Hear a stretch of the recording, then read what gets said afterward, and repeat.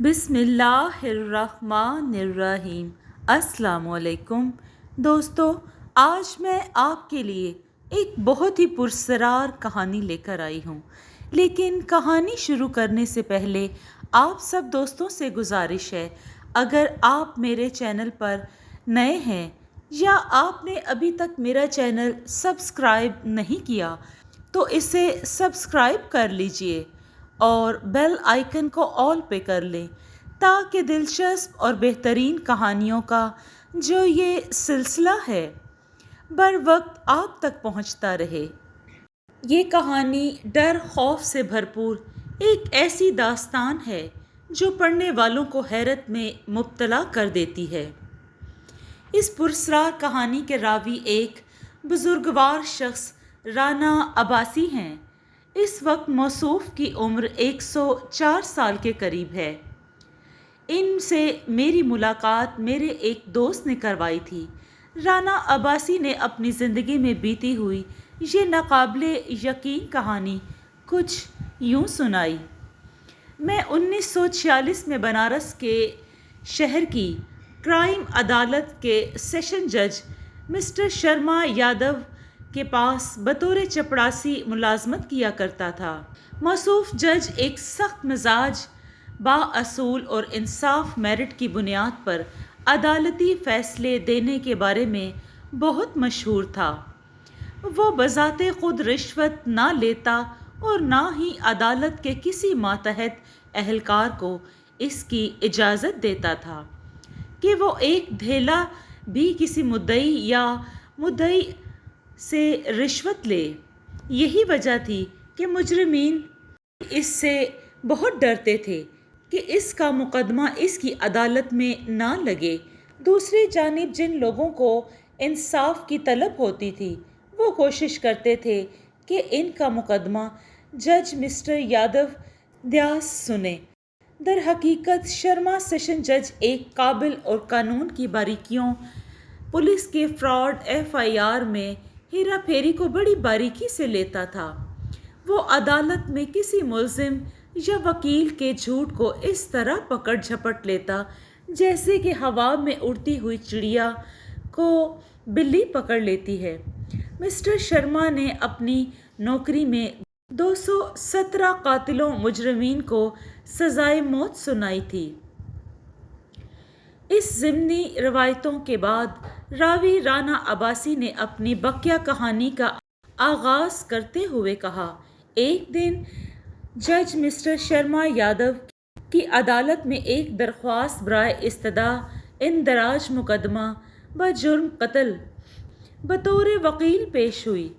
اس درخواست کا مدعا یہ تھا کہ درخواست نے جج کو لکھا کہ میری بیٹی شانو فلاں تاریخ کو اپنی سہیلی کے گھر گئی لیکن واپس اپنے گھر نہ آئی۔ مجھے اس کے اغوا میں گاؤں کے مکھیا پرکاش نارائن پر شک ہے، لیکن متعلقہ مجاز پولیس تھانے دار اس مقدمہ کو درج نہیں کر رہا۔ وہ مکھیا کے خوف کے زیر اثر ایسا نہیں کر رہا۔ جج شرما نے اس درخواست کو بغور سنا اور پھر اس نے سدھیر لال اور اس کے وکیل سے چند سوالات پر جرح کی۔ اس نے پوچھا کہ تم کس شہادتوں کی بنیاد پر مکھیا پر الزام لگا رہے ہو؟ سدھیر لال نے روتے ہوئے کہا، سرکار، میرے گاؤں کے ایک بچے نے شانو کی جوتی مکھیا پرکاش کی حویلی کی نالی میں پڑی دیکھی تھی۔ جج شرما نے وکیل اور سدھیر لال کو کہا کہ ایک بچے کی گواہی اور تمہارے شک کو کیسے کسی شخص پر مقدمہ درج کیا جا سکتا ہے، اور ویسے بھی قانون میں بچے کی گواہی ناقابل سماعت اور ناقبول ہے، لہٰذا اس کیس کو خارج کر رہا ہوں۔ نہیں نہیں، بھگوان کی خاطر آپ متعلقہ تھانے دار کو حکم دیں کہ وہ اس معاملہ کی تحقیق کرے اور مکھیا کو آپ کے سامنے پیش کرے۔ اس طرح سرکار میری تسلی ہو جائے گی۔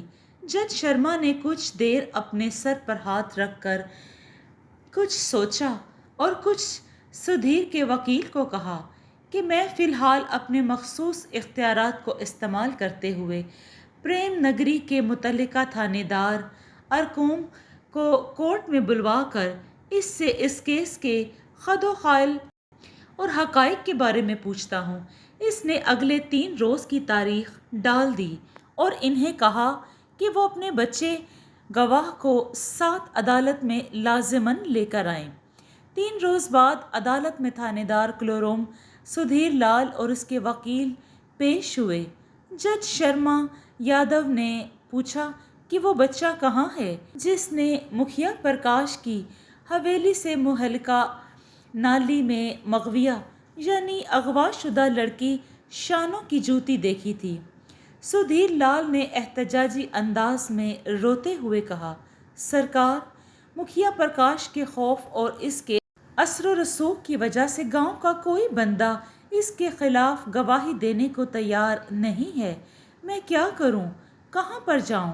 جج شرما نے اس سے نرم لہجے میں ڈانٹتے ہوئے کہا، بزرگوں، یہ عدالت ہے، یہاں صرف کاغذات شہادتیں دیکھی جاتی ہیں۔ یہ رونا دھونا، بے جا صدائیں، دعائیں یہاں بے معنی ہے۔ اس کا کیس سے کوئی لینا دینا نہیں سمجھا جاتا۔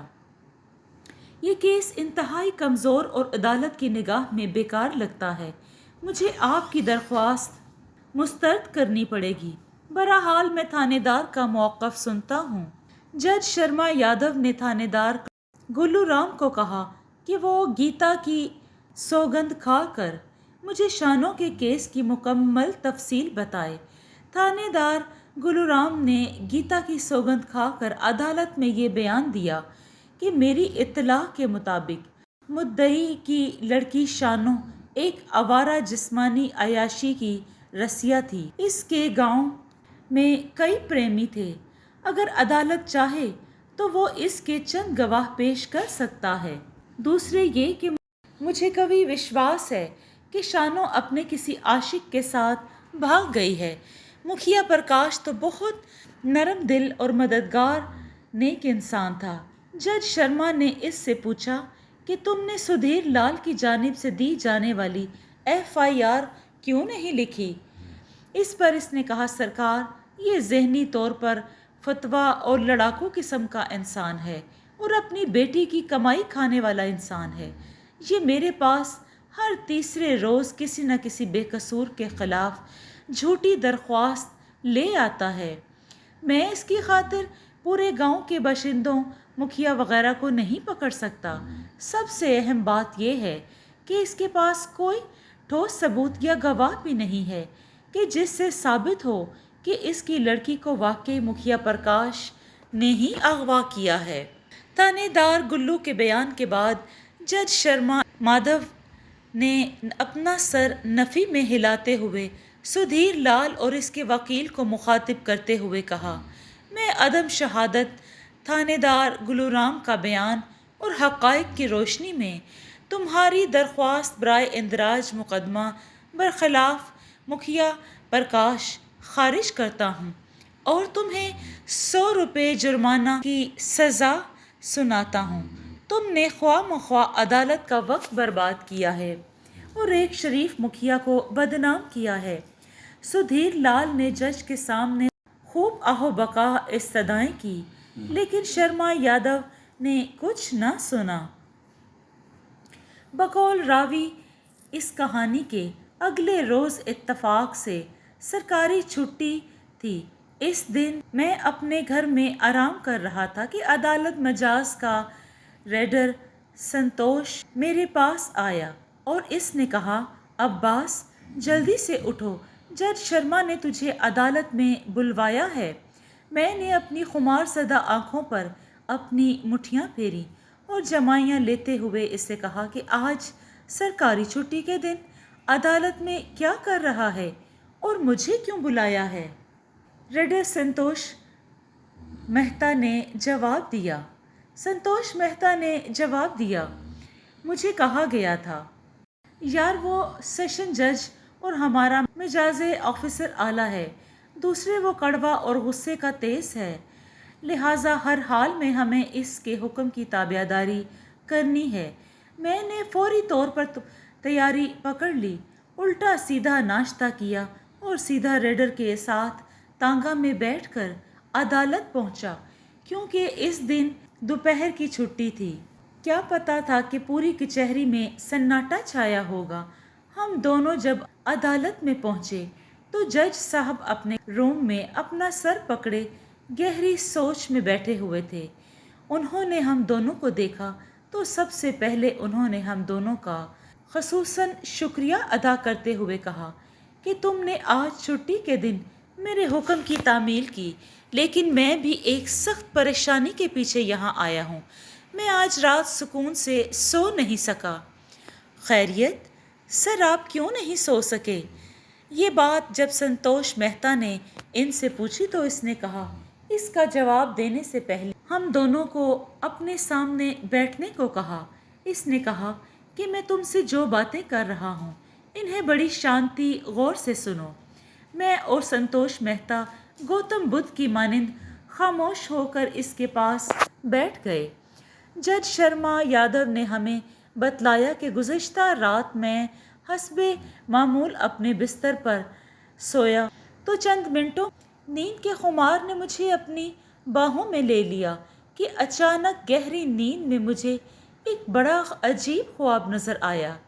इस ख्वाब में एक बच्चा जिसकी उम्र 6-7 साल की होगी बावाज़े बुलंद कह रहा था, ये देखो दीदी शानों की चप्पल, देखो ये बह जाएगी। ये ख्वाब 2-3 मरतबा मुझे आया और कुछ देर बाद जब मैं उठा, दोबारा उठकर कुछ देर के लिए सोया तो मेरे कानों में कोई नादीदा मखलूक आहिस्ता आहिस्ता कह रही थी कि शानो मासूम है, उसे ठाकुर मुखिया प्रकाश ने पहले अगवा किया और फिर इसकी इज्जत लूटने के बाद कत्ल कराया है। इसकी लाश को ढूंढो ढूंढो। बकौल जज शर्मा यादव की कि मुझसे बहुत बड़ी ज़्यादती और पेशा वराना भूल हो जाएगी कि मैं मुद्दई को इंसाफ ना पहुंचाऊं। मैंने तुम दोनों को इसलिए बुलवाया है कि तुम दोनों मेरी जानिब से दिए गए काम करो। संतोष, तुम फौरी तौर पर मेरे दस्तखतों से एक छापा मार टीम तश्कील करो। ये टीम आज सुबह मुखिया प्रकाश की हवेली में अचानक छापा मारेगी। रावी को यानी मुझे कहा कि तुम साइकिल रिक्शा पर फौरी तौर पर क्राइम इन्वेस्टिगेशन हेडक्वार्टर बनारस के डीएसपी को मेरा ये हुक्म दे कर आओ, क्योंकि आज अदालत का नोटिस ज़रूर बवजह छुट्टी मौजूद नहीं है। ये अदालती तारीख का अजीब व मुनफरिद वाक़या था। बहरहाल मैं जज साहब के हुक्मनामा लेकर क्राइम इन्वेस्टिगेशन हेडक्वार्टर के डीएसपी ऑफिस गया। स्पेशल ड्यूटी देने वाला एहलकार इस अजीब मुनफरिद हुक्मनामा को देखकर बौखला गए। डीएसपी प्रणाम सिंह को फौरी तौर पर इसके बंगले से बुलवाया गया। सेशन जज को खसूसी इख्तियारात हासिल थे। इसके हुक्म के आगे किसी की मजाल न थी कि कोई इसके हुक्म से इनकार या कसलमंदी करे। इसने ये हुक्मनामा छापा 7C 1935 एक्ट के तहत दिया गया। बहरहाल मुझे याद है कि ठीक 10 बजे डीएसपी प्रणाम सिंह की क़यादत में पुलिस प्रेम नगरी पहुंची और इसने मुखिया प्रकाश और इसकी हवेली में मौजूद तमाम लोगों को एक तरफ खड़ा करके भरपूर अच्छे तरीक़ा से हवेली के चप्पे चप्पे को छाना। बहरहाल तकरीबन घंटे की तगदोद के बाद मुखिया के बागीचे के आखिरी छोर में लड़की शानो एक खड्डे में पड़ी दिखाई दी। शानो की लाश एक खड्डे में पड़ी दिखाई दी जिससे शदीद बू फूट रही थी। उधर मुखिया प्रकाश और इसकी हवेली में मौजूद दीगर बंदे इस अचानक पुरस्कार अंदाज की कार्रवाई को देखकर परेशान और भौंचक्का हो गए। इस दरमियान मकतूला शानो का बाप सुधीर लाल और इसके अजीज़ो अकारब के देहाती भी आ गए। वो भी इस अचानक अनोखे छापे को देखकर बहुत हैरान हुए। तकरीबन 11 बजे बजाते खुद जज शर्मा यादव भी वहाँ आ गया। इसने इस बच्चे को बुलाया جس نے مقتولہ شانوں کی جوتی مکھیا پرکاش کی نالی میں گری دیکھی تھی۔ اس بچے کا نام راجو تھا۔ اس نے وہاں اپنا بیان درج کروایا تھا۔ اس نے یہ بھی بتایا کہ اسے مکھیا پرکاش نے گواہی دینے سے ڈرایا دھمکایا تھا۔ بہرحال جب عدالت کے حکم کے تحت مکھیا پر اور اس کے ساتھیوں کا جسمانی ریمانڈ لیا گیا جو شانوں کے قتل میں ملوث تھے، ان سب نے اپنے اقبالی بیانات میں اعتراف کیا کہ واقعی انہوں نے شانوں کو اغوا کے بعد اسے قتل کر کے مکھیا کے باغیچے میں ایک طرف کھڈا بنا کر دبا دیا تھا۔ جج شرما یادو نے پریم نگر کے تھانے دار کلو رام کو بھی گرفتار کروایا کیونکہ اس نے عدالت میں جھوٹا بیان دیا تھا اور عدالت کو گمراہ کر کے مکھیا کے جرم پر پردہ ڈالا تھا۔ جج شرما یادو نے اس گھناؤنی واردات کے کیس پر ذاتی دلچسپی لی اور تمام مجرموں کو بہت جلد سماعت کے بعد بڑی عبرتناک سزائیں دی۔ مکھیا پرکاش کو سزائے موت، اس کے 2 دیگر ملوث مجرمین کو عمر قید، ایک کو 7 سال سزا، جبکہ تھانے دار گلو رام کو 10 سال قید اور برطرفی نوکری کی سزا الگ دی۔ جج صاحب نے ہم دونوں راوی اور ریڈر سنتوش مہتا کو اپنی جیب سے 200 روپے دیے، جبکہ راجو بچے کو کہا کہ تم اسکول میں پڑھو، میں تمہاری فیس اپنی جیب سے ادا کروں گا۔ آخر میں راوی عبداللہ نے بتلایا کہ راجو کو سیشن جج شرما نے پڑھایا اور اس کی فیس بھی دیتے رہے۔ راجو نے میٹرک کیا اور وہ محکمہ انصاف میں بھرتی ہوا۔ 1970 میں پتہ چلا کہ ترقی کرتا ہوا ایڈمن آفیسر بن چکا ہے۔ جی دوستو، آپ کو یہ کہانی کیسی لگی؟ اگر آپ کو یہ کہانی پسند آئی ہے تو اس کو لائک اور شیئر کیجیے اور کمنٹ میں اپنی رائے کا اظہار ضرور دیں۔ خوش رہیں، اپنا اور اپنوں کا بہت سا خیال رکھیں۔ شکریہ۔